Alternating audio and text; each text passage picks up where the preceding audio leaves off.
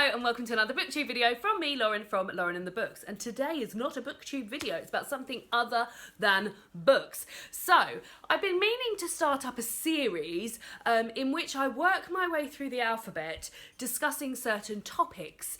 Some serious, some not. Today's is quite serious. And I've been meaning to do it for a long time, and I've had a long vision that the A part of this series is going to be A is for anxiety, and I've sort of been like working my way up, which is probably not the best thing to do for someone who suffers from anxiety, trying to work my way up to doing it, but also wanting it to fit in with the time of year and time of everything else going on. But it's Mental Health Awareness Week this week, so I thought what week would be better than to start my new series where I work my way through the alphabet talking about certain things. I mean, God knows what we'll talk about when I get to X. What do you reckon, David? Etch-a-sketch. Etch-a-sketch? Do you mean etch-a-sketch? That's an E. I know. But today I want to talk about anxiety. So I suffer from anxiety and have done for many years. And I just thought this isn't going to be like a this is what you should do to make yourself not suffer from anxiety video. It's going to basically be my story of how I dealt with my anxiety, how I realised I had anxiety, and the things I do to sort of combat it.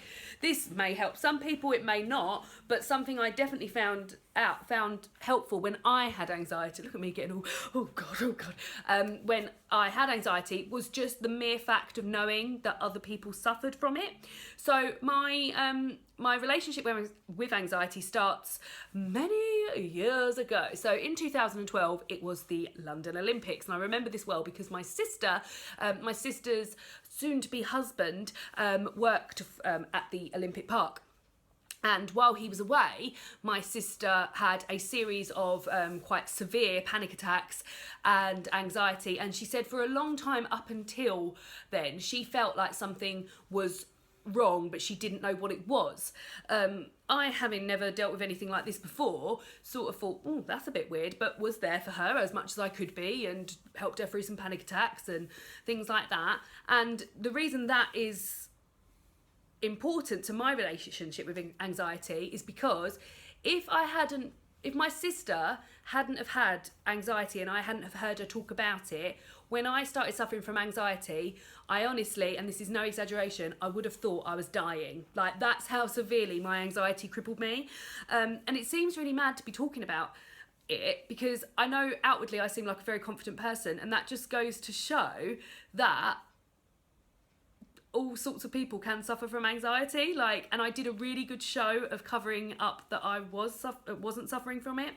So after my sister had suffered from it, a few years later, David and I had just moved into our first flat together. Lovely, having the lovely time. Honestly, can't tick any more wonderful things off in my life.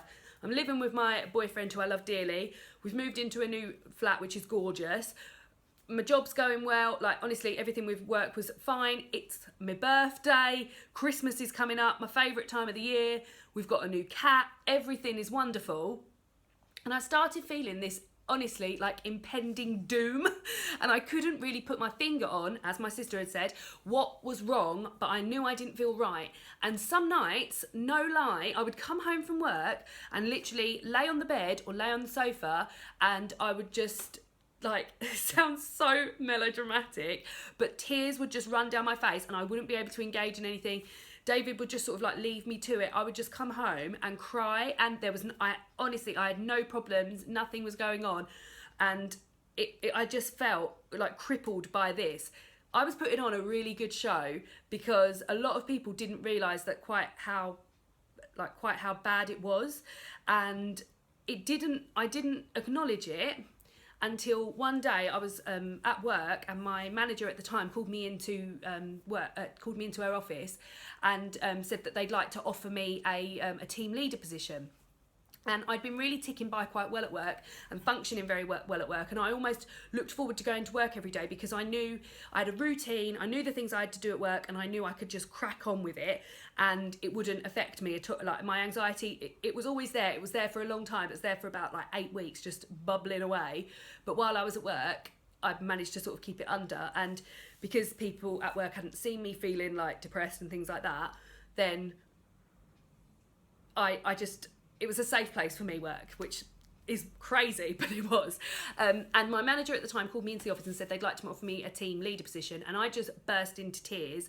And they were all confused. They thought maybe I was really happy that they'd offered me this, and I explained to them that I hadn't been feeling myself for a really, really long time, and the only thing that was keeping everything together for me was the fact that I was going to work and able to just get on with my job, and I was applying myself to my job, and this meant that if they wanted me to do this job, then that meant that I was going to lose my safety net almost of work. Straight away, they were both, so my manager and another manager in the team, they were both amazing with me. They were like, this is really common, do not worry.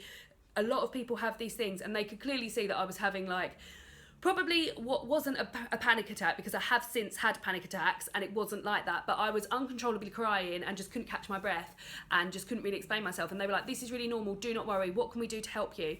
And I explained that it wasn't work, that work, if anything, was a real safety thing for me, and they really kindly referred me then to a counsellor at work who I saw through occupational health, and they also encouraged me really strongly to go to my GP, which was just something that hadn't crossed my mind, because my sister, having suffered from anxiety and depression before, I'd seen how awful her panic attacks had been. I thought, mine can't be that, because I'm nowhere near as bad as Charlotte's feeling. I'm nowhere near as bad as Charlotte's feeling. And anxiety wants to cripple you. It wants to make you feel like you're the only person in the world that feels like this. It wants to not make you confide in other people that you're feeling like this.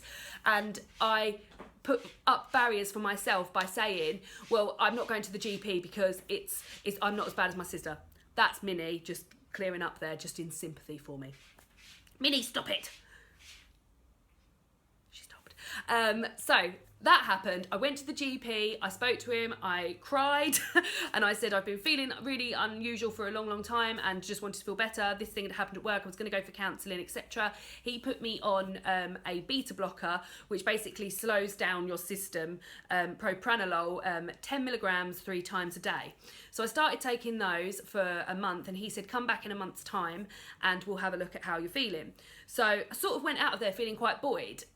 Thinking, oh good, I'm on medication, I've been referred for counselling. So first of all, my first session with occupational health was to talk about how I'd been feeling, and then they would then refer me to the counsellor. So I left there thinking, that's good, I've got this medication going on and I'm going to be seeing a counsellor. And I'd also started making a few little changes in my own life as well. So for instance, I'd cut out booze because I'd noticed that I never was a big drinker. I always really suffered badly from hangovers. But when I'd had booze, I was feeling, I felt worse, much, much lower, and much, much worse. Minnie, stop it. I felt much, much lower and much, much worse. And I'd also cut out caffeine. And I'd also tried to... Here she comes. Come on then. Where are you going? She just can't let me talk about myself for a bit. So I'd also cut... So I'd started making these changes, and I'd endeavoured to exercise more and things like that. So after a month on this medication, I felt no better, and I was heartbroken because I really thought that I would be feeling better after this medication. Went back to the doctor, cried my eyes out because I still felt exactly the same. I'd been to 2 counselling sessions. I still felt really, really discouraged and not like I was going to get better. And I remember thinking, this is just it for me. I'm just going to feel like this forever. Like, this is just it. I'm just going to feel awful forever. The GP said to me instantly, all right, well, we'll just up your dose of medication, which I hadn't even thought could happen. So I was just like, okay, we'll up my dose of medication. And I felt, but something just clicked. I felt better like within 3 days.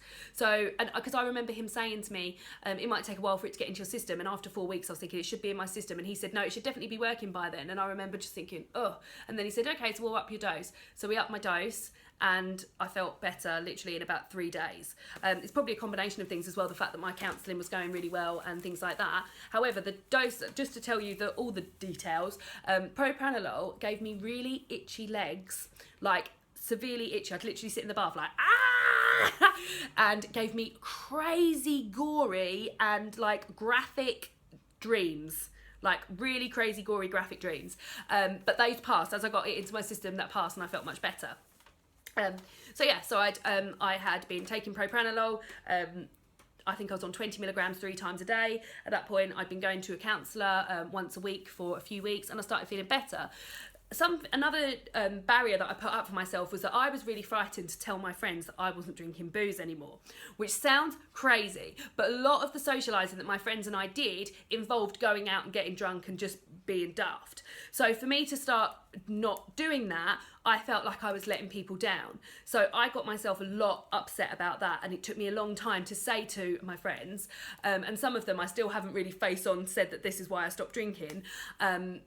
And that is the reason I stopped drinking, because my anxiety was so bad that I couldn't deal with it anymore. So that was another barrier I put up for myself. So I learned a lot about myself in those counselling sessions. And one thing I learned is that it's amazing just to be able to sit opposite someone and talk about yourself for an hour and like your feelings, how you're feeling. Like so often someone would say to you, "How are you?" And you'd be like, "Yeah, I'm fine," and I'm not fine. But so David and I started talking more, sort of sitting on the sofa and just having a chat actually about how we felt and things like that. And that really helped at all. David obviously was amazing throughout. Like, I cannot praise him enough. He would run me a bath when he knew I wanted a bath, and if I was just laying in the bed, like, just sort of staring into space, not saying anything, he wouldn't, like, come and, like, be all over me. Just, like, let me get on with it, have me a few moments. And he was just amazing with me. Like, he really was. So, and I'm aware that not everybody has somebody like that in their life, but he was just such a hope to me. But the one thing I would say about anxiety is get chatting to people about it, and you'd be surprised how many people suffer from it. So how the anxiety happened to me. So I keep saying that I felt, I can't really put a finger on what I felt like, but what I can tell you I felt like, I used to have a extremely dry mouth and then an extremely mouthful of saliva. I used to feel like a rushing in my ears. And another way I describe it is that I felt like, you know, the feeling you get when you wake up from a bad dream and you're like, oh my God, it's okay, it's just a bad dream. I felt like that, but without the, okay, it's just a bad dream. I felt constantly like, and I was so tense all the time, and I felt like I needed to keep taking these deep breaths, and as many deep breaths as I took, it just wasn't helping me. I know this all happens really, really differently for different people, so I know that these aren't going to be everyone's side effects for anxiety, but this is what happened to me. God, my hair's all falling down at the back.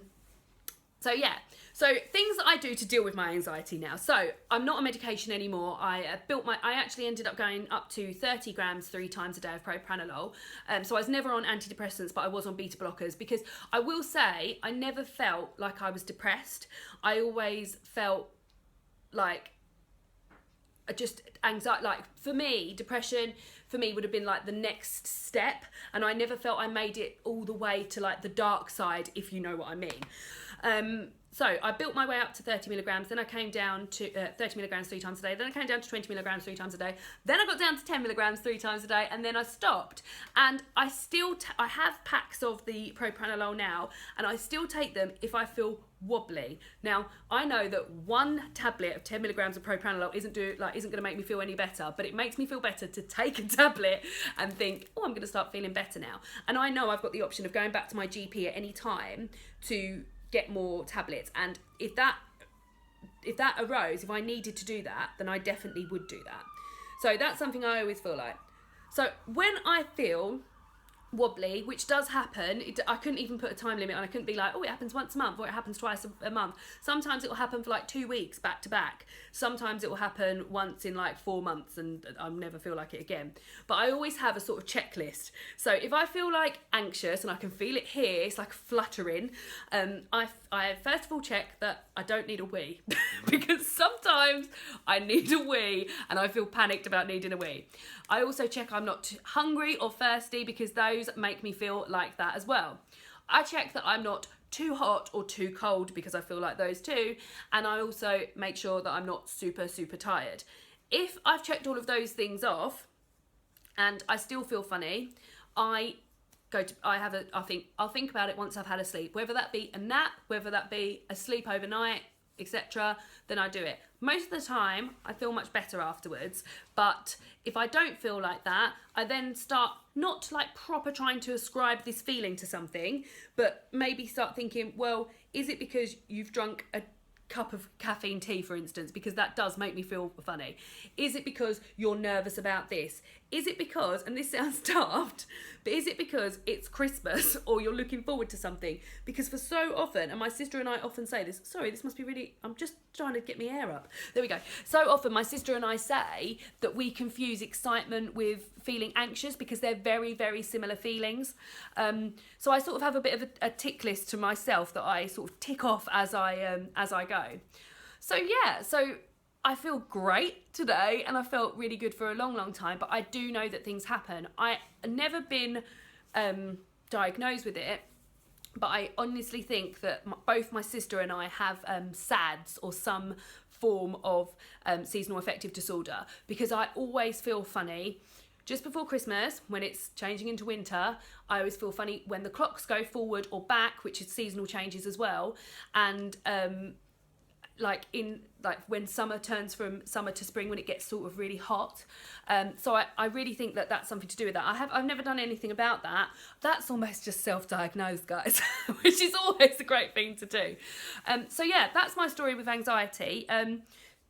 I don't know what use it will be to people, but I really felt like when I was hearing people talk to me about the way they were feeling, I was like, oh my God, yeah, I feel like that too, I feel like that. And like, then almost feeling, oh God, well, I didn't feel like that. Oh, aren't I lucky I didn't feel like that? And being like, well, you won't believe it, but I really, like, just sharing about this anxiety and just knowing that you're not alone in this. There's so many other people that feel like this in the world. It's like such a normal thing, and for a long, long time I didn't feel like it was a normal thing, and now I'll just talk about it to anyone. But I just wanted to share with you my sort of like anxiety story and things that I do now to make me feel a bit better.